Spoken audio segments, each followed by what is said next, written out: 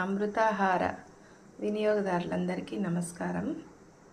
ఈరోజు వేడిగా ఏమంటే అసలు బిలోనా ఘీ A2 ఘీ అంటే ఏంటి? దేశీయ ఆవు పాలని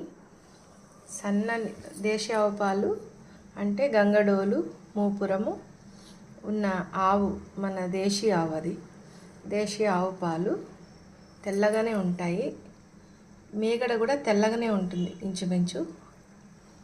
ఈ పాలను సన్నటి సెగ మీద ఇలా కాచి చల్లార్చి తోడు పెట్టి పెరుగు చేసి, పెరుగుని చిలికి వెన్న చేసి, వెన్న నుంచి నెయ్యి చేయడం అన్నమాట.